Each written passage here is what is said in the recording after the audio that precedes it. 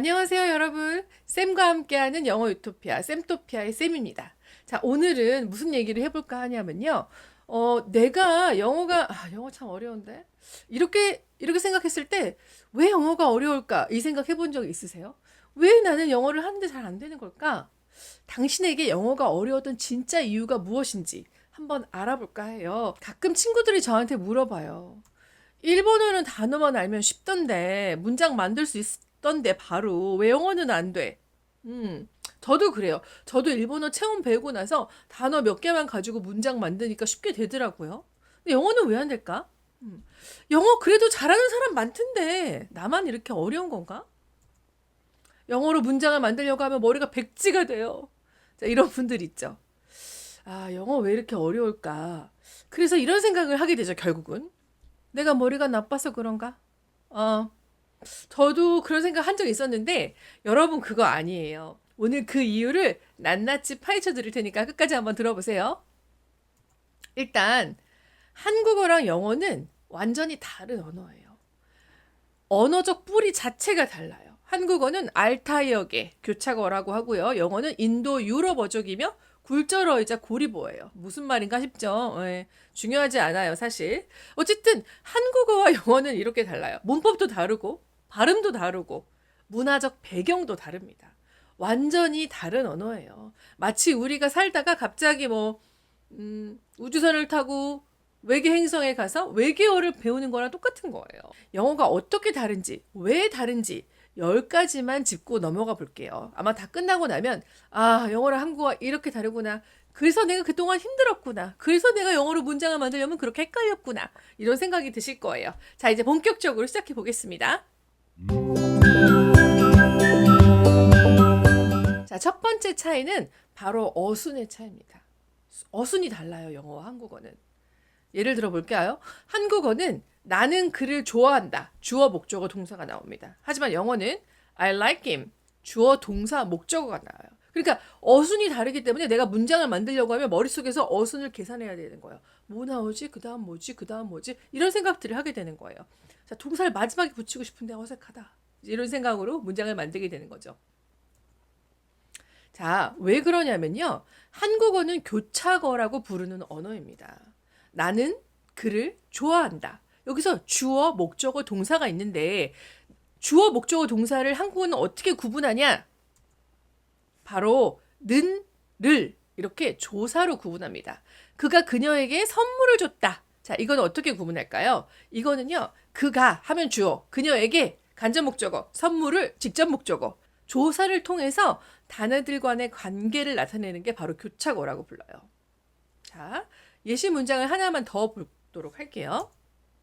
나는 밥을 먹었다. 보시면 나는 주어, 밥을 목적어, 먹었다 과거 시제 동사죠. 자, 이걸 어떻게 하냐? 는이 붙으면 주어, 을이 붙으면 목적어야. 다가 붙으면 동사야. 우리나라는 이렇게 구분을 하죠. 근데 영어는 고리보예요. 고리보가 뭐냐?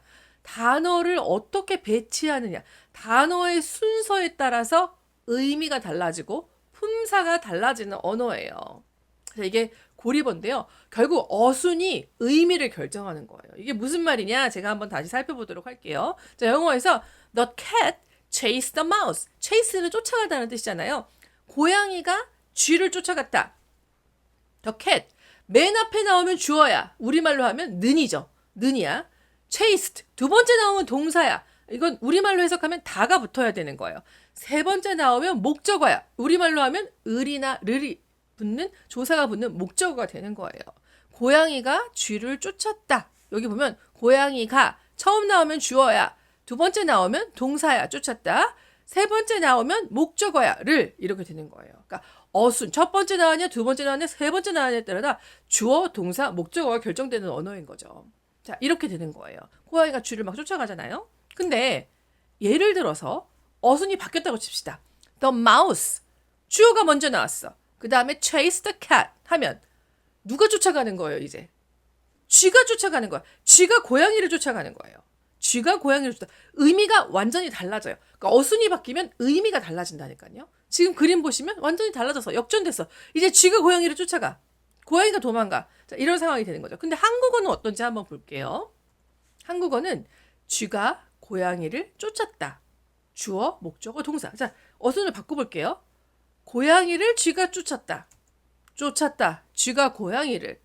그러니까 어순이 바뀌어도 의미의 변화가 없어요. 왜냐하면 르이 붙으면 목적어고 은는이가가 붙으면 주어고 다가 붙으면 동사거든요. 자, 이렇기 때문에 어순이 영어에서는 너무너무나 중요한 거예요. 자, 다음 거 하나만 더 볼게요. 자, 의문문 만들 때 한국어는 어떻게 의문문을 만드나요? 어미, 맨 끝에, 말의 맨 끝에 있는 어미만 바꿔서 의문문을 만들어요. 한국어로는 슬프다, 슬프구나, 슬프니? 슬프까지 고타요. 마지막에 니만 붙이면 되는 거죠. 니? 슬프니? 이렇게 어미만 바꿔서 만들잖아요. 그러면 영어는 어떻게 하냐? 영어는 주어와 동사의 위치를 바꿉니다. He is sad. 그는 슬프다. 동사가 먼저 나오고 그 다음에 주어가 나오면 의문문이야. 이렇게 약속을 하는 거예요. 가끔 이거 왜 그러냐고 물어보는 분들 있어요. 아니 왜 그렇게 하는 거예요 도대체? 몰라요. 저도 알고 싶어요. 진짜. 알 수가 없어. 그냥 언어라는 거는 그렇게 사용하기로 한 사람들 간의 약속이에요. Is he sad?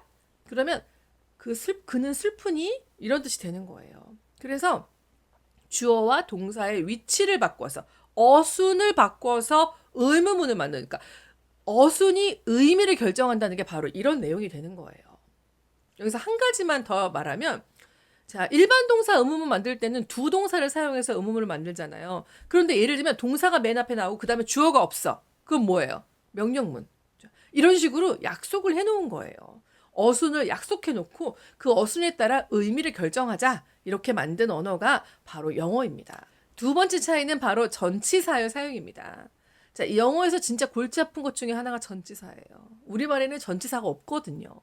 영어의 전치사는 명사나 대명사 앞에 위치해서 다른 단어와 어떤 관계를 가지는지 설명하는 거예요. 그러니까 전치사가 보통 위치나 방향이나 시간이나 방법이나 이유 같은 것들을 나타냅니다. 자, 한국어는 어떻게 사용하냐? 한국에서는 전치사 대신 조사가 나옵니다. 한번 볼게요.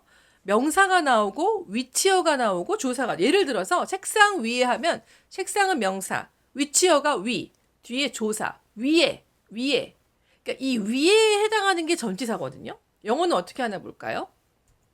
영어는 이렇게 돼요. The book is on the table. 그러니까 on이 위치어도 되고 조사도 되는 거예요. 위에란 뜻이니까요. She arrived at 7 o'clock. 그녀는 7시에 도착했어. 이것은 시간을 나타내는 전치사죠. at. They walked toward the city 하면 city 방향으로 걸었다. 그러니까 toward는 방향으로, 어느 쪽으로 이런 뜻이죠. 영어에서 전치사는 시간이나 장소, 방법 등에 따라서 다른 의미를 가집니다. 한번 볼게요. 자, 예를 들면 시간 at 5am 5시에 시간을 나타내죠. 여기서 at이. 근데 at the hotel 하면 장소, 호텔에. 그러니까 똑같은 at이 시간을 나타내기도 하고 장소를 나타내기도 해요. On Monday 월요일에 시간이죠. On the wall 벽 위에 위치죠. On TV TV에 나왔어. 매체를 나타내기도 하고. 영어에서 전치사는 하나의 전치사가 상황이나 문맥에 따라 다르게 쓰인다는 거예요. 그러니까 어떨 때는 on을 썼다가 어떤 때는 in을 썼다가 어떤 때는 at을 썼다가 알 수가 없어. 우리말에 전치사가 없기 때문에 전치사를 사용할 때 우리는 되게 힘들어요. 아, 여기 뭐 써야 돼? 이런 생각. 그래서 영어가 힘든 거예요. 우리말이랑 영어가 이렇게 다르기 때문에 우리말이 없는 걸 생각해서 쓰려다 보니 어려운 거예요. 자, 영어와 한국어의 세 번째 차이는 바로 시제의 차이입니다. 한국어는 시제가 복잡하지 않아요. 근데 영어는 이야기가 완전히 다릅니다. 영어는 한국어보다 시제를 더 세밀하게 구분합니다. 자, 한번 볼까요? I go, I went, 과거형이죠. I will go, 미래형이에요. 시제에 따라 동사의 형태도 변해요. go'd가 아니라 went잖아요. 그죠? 자, 영어는 시제를 더 세밀하게 구분합니다. 우리말에는 현재, 과거, 미래 이 종류 정도밖에 없거든요. 진행형은 있지만 영어에서는 과거, 현재 완료, 과거 완료, 진행형 등 다양한 시제가 있어요. I'm eating, 나는 먹는 중이에요. 현재 진행형이죠. I have eaten, 현재 완료, I had eaten, 과거 완료, I will have finished. 시제가 굉장히 복잡해요. 시제를 복잡하게 사용하는 걸 좋아하는 건 아니고 굉장히 정확하게 표시해주고 싶어 하는 게 영어라는 언어거든요. 그래서 I have eaten은 나는 먹었다. 그러니까 시제로 하면 과거인데 그냥 먹은 게 아니라 과거에 먹었던 경험이라는 게 있어. 나는 이미 먹었었어. 한국어로는 먹었다. 과거 이거 하나뿐이지만 영어는 이걸로 미세하게 의미를 차별화하는 거죠. I will have finished 보면 미래 완료예요. 이거는 미래의 어떤 특정 시점까지 나는 이 일을 나는 끝낼 거야. 영어에서는 동사의 변화와 시제를 익히는 게 굉장히 중요해요. 근데 이것도 한국어에 없기 때문에 우리는 좀 이해가 안 되지. 과거 완료 뭐야? 아무리 설명해도 모르겠어. 막 이런 생각 드는 거거든요. 네 번째, 주어의 생략. 한국어는 주어를 생략하는. 우리는 그냥 생략을 다 해. 주어를 거의 안 써요. 특히 대명사. 자, 한국어는 우리가 얼마나 말을 간단하게 하는지 몰라요. 대화할 때 의식하지 못한 채 주어를 생략합니다. 예를 들어서 한번 볼게요. 친구가 어디가? 학교? 우리 다 알아들어요. 다 알아들어. 상황, 맥락을 보면 알 수 있죠. 어디가? 너는 어디가? 학교. 나는 학교에 가. 이런 말이잖아요. 이런 식으로 한국어는 대명사를 쏙 빼도 아무 문제 없어요. 하지만 영어는 달라요.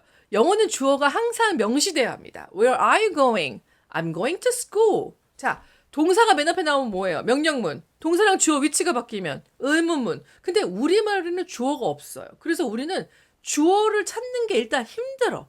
주어를 찾는 게 굉장히 중요한 거거든요. 근데 우리말은 주어를 생략하기 때문에 우리나라 사람들은 주어가 없어. 말할 때도 주어가 잘 없어요, 사실은. 영어를 쓰는 사람들이 한국어를 할 때 장문하는 거 보잖아요. 재밌어요. 우리는 주어가 거의 없는데 걔네는 주어를 꼭 써. 그러니까 영어, 한국어가 너무 다르기 때문에 서로 어떤 언어적 차이를 갖는 거예요. 다섯 번째, 바로 영어와 한국어의 차이는 단수와 복수의 구분입니다. 영어에서 제일 철저하게 구분하는 게 뭔지 아세요? 바로 단수와 복수입니다. 영어는 단수와 복수를 아주 명확하게 구분하는 언어예요. 자, 예를 하나 들어볼게요. An apple.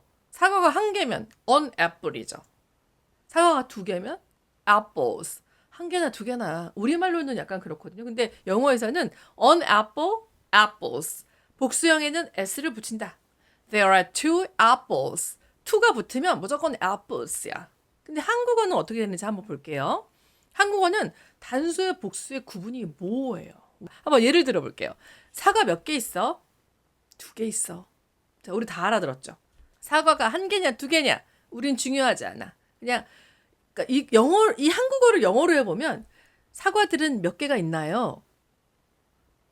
사과들은 두 개가 있어요. 이렇게 되는 거죠. 그러니까 한국어에서 영어를 할 때 어색하다고 느낄 수 있는 거예요. 그래서 헷갈리기도 하고. 자, 한번 이걸 볼게요. 사람이 많다. 여기서 사람은 단수예요, 복수예요? 복수죠. 어떻게 알아요? 많다. 맥락으로 이해하게 돼요. 맥락으로 이해. 근데 영어에는 there are many people. 심지어 person, people. 단복수형도 달라. 굴절이야. 굴절됐어. 자, 영어는 성별을 구분해요. 대명사의 성별을 구분해야 돼요. 영어에는. 한국어는 구분할 때도 있고 안 할 때도 있어요. 한번 볼게요. 만약에 한국어로 누구야? 우리 선생님이야. 자, 영어는 어떻게 될까요? Who is she? Who is he? 질문할 때부터 나와야 돼. She is my teacher. He is my teacher. 이렇게 성별이 바로 구분된 대명사로 나와요. 한국어에서는 성별을 따로 구분하지 않지만 영어는 철저하게 성별을 구분한다. 그렇게 지금 여기까지만 나온 걸 봐도 영어와 한국어의 차이가 명확하지 않나요? 그러니까 영어는 굉장히 정확하게 찝어줘야 돼. 대충 뭉뚱그려 넘어가는 거 나 싫어해. 나 정확한 거 좋아하는 사람이야. 영어가 마치 그런 거죠. 자, 일곱 번째. 이거 진짜 헷갈려요. 관사의 사용. 영어는 명사를 그냥 쓸 수가 없어요. 명사 앞에 관사를 붙여야 돼요. 어나, 언이나 더를 붙여야 돼. 이것도 이상해, 우리는. 우리는 어나, 더 이런 거 없거든요. 자, 예를 한번 들어볼게요. 나는 책을 읽었어. 이 책은 무슨 책일까요? 어일까요? 언일까요? 더일까요? 모르죠. 몰라. 근데 영어에는 I read a book. 책 한 권을 읽었다. I read the book. 나는 특정한 그 책을 읽었다. 예를 들면 내 친구가 책을 들고 가고 있어. 나 그 책 읽었는데. 그 책. 여기서 the book이죠. 나 책 한 권 읽었어. I read a book. 자, 이렇게 할 땐 특정하지 않은 그냥 책 한 권. 이렇게 정확하게 구분을 해줘야 돼요. 여덟 번째 차이는 동사의 변화입니다. 자, 동사의 변화.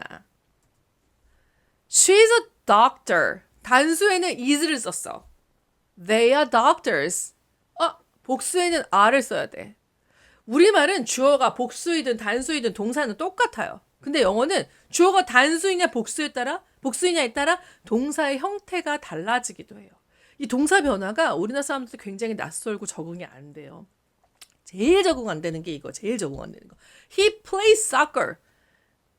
플레이에 왜 S 붙였어요? he가 3인칭 단수 현재형이잖아요. 3인칭 단수 현재형이 뭐 어쩌라고? S 왜 붙이는 거야? 3인칭 단수 현재형 다 알아. 뭐 그거 꼭 붙여줘야 돼? 이상하죠. 너무 이상해요. 나는 문법 상황 중에 이게 제일 이상해. 근데 나만 이상한 게 아니라 제가 이게 언어 세컨 랭귀지 어큐션이라는 그 제2언어 습득 그거 배울 때 이런 게 나왔어요. 그러니까 영어를 모국어로 쓰지 않는 사람들에게 가장 나중에 습득되는 문법이 뭐냐 했을 때 3인칭 단수 현재 S 붙이는 거래요. 자, 다음 9번째 차이. 바로 발음 체계의 차이입니다. 한국어는 음절 구조가 간단해요. 상대적으로. 한번 볼게요. 한국어는 자음, 모음, 자음. 음절로 글자가 구성되어 있어요. 예를 들면 보세요. 한, 자음 나오고, 모음 나오고, 받침 나오고. 그죠? 다음, 국. 자음 나오고, 모음 나오고, 자음 나오고. 자, 이렇게 해서 받침까지 한 음절, 한, 국. 이렇게 되죠. 이런 형태로 보통 이루어져 있어요. 영어는 어떻게 돼 있나 볼까요? 자음이 일단 복잡해. 자음이 두 개가 한꺼번에, 자음이 두 개가 나오는 일이 우리나라, 한국어에 잘 없어요. 가끔 받침으로 괜찮아 할 때 니은, 히읗 쓰는 거 정도? 근데 자음이 첫 번째 나오는데 두 개가 겹쳐 나온다. 한국어에 없어요. 이상하지. climb, cl, 클르. 우리는 자음 나오고 모음 나와야 되는데 얘네는 자음이 두 개 나와. 심지어 두 개 나오는 거는 양반이야. 세 개 나와. strength, str, 자음 3개 나와. 낯설죠. 이상해요. 영어는 모음이 많고 길이에 따라서 발음 차이도 나고 의미의 차이도 있어요. 자, 한번 볼게요. 발음의 변화가 많고 개수도 많다. 단모음 12개, 이중모음 8개. 한국어 모음이 상대적으로 적고 비교적 일정한 형태의 발음을 가지게 됩니다. 단모음 10개. 이중모음이 있긴 하지만 영어 이중모음처럼 복잡하진 않아요. 또 예를 들면 한국어는 단모음이랑 장모음의 차이가 명확하지 않아요. 옛날에는 뭐 눈 이거 차이가 있었다고 하지만 요즘 누가 그거 씁니까? 근데 영어는 장모음과 단모음에 따라 뜻과 형태가 변해요. 예를 들면 sheep 장모음이냐 단모음이잖아요. 배, sheep 양 다르잖아요. 이건 단모음, 이거는 장모음. 스펠링도 달라, 뜻도 달라. 또 하나 볼게요. beat 이것도 자 장모음이냐 단모음이냐에 따라 다른 발음과 다른 뜻과 다른 형태를 가지게 됩니다.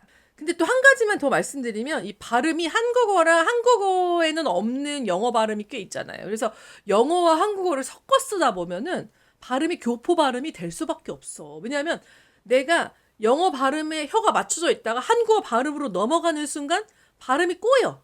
그러니까 교포 발음처럼 되는 거예요. 제가 교포를 비하하거나 그런 건 절대 아닙니다. 발음이 그렇게 달라질 수밖에 없다는 걸 설명드리는 거예요. 자, 마지막 10번째 바로 강세와 억양이 차이가 있습니다.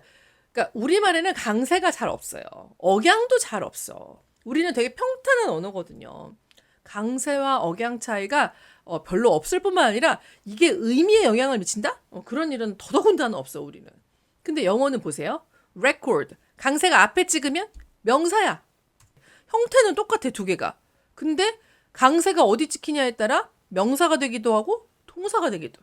이런 일이 우리말에는 없잖아요. 그렇죠? 명사에는 은는이가나 을르를 붙여서 주어나 목적어가 되고 동사에는 다가 붙는 거죠.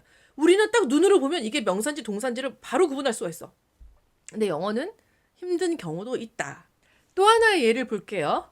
present 앞에 강세가 있으면 선물이야. present 하면은 주다, 뭐 제출하다 이런 뜻이죠. present 동사예요. 자, 이렇게 앞에 강세가 오느냐 뒤에 강세가 오느냐에 따라서 발음도 달라지고 의미도 달라집니다. 자, 이래서 영어가 어려운 건가 봐요. 아, 점점 얘기할수록 내가 이거 왜 하고 있나 싶네. 이렇게 어려운 영어 왜 배우는 거야? 자, 세 줄 결론, 마지막 결론을 내릴게요. 영어와 한국어는 전혀 다른 언어입니다. 두 언어의 차이를 이해하고 영어적 사고를 연습할 때 도움이 되면 좋겠어요. 저는 오늘 이 컨텐츠가. 그래도 이것도 다 사람들이 쓰는 말이에요. 연습만 하면 다 잘할 수 있습니다. 결론이 아름답죠? 네. 자, 영어의 10가지 차이 오늘 배워봤는데요. 이 10가지 차이를 통해서 영어와 한국어 얼마나 다른지 아셨을 거예요. 그리고 나중에 영어를 이제 배우거나 공부하실 때, 왜 이런 거야? 언어가 달라서 그런 거예요, 여러분. 아, 이래서 다르구나. 내가 이래서 힘들었구나. 내가 이래서 어렵구나. 이것들을 이해하면서 새로운 언어를 배우려는 마음을 가진다면, 그래도 좀 할 수 있게 되지 않을까? 이런 생각이 들면서 오늘 여기서 마치도록 하겠습니다. 다음에 더 좋은 컨텐츠로 돌아오도록 할게요. 감사합니다.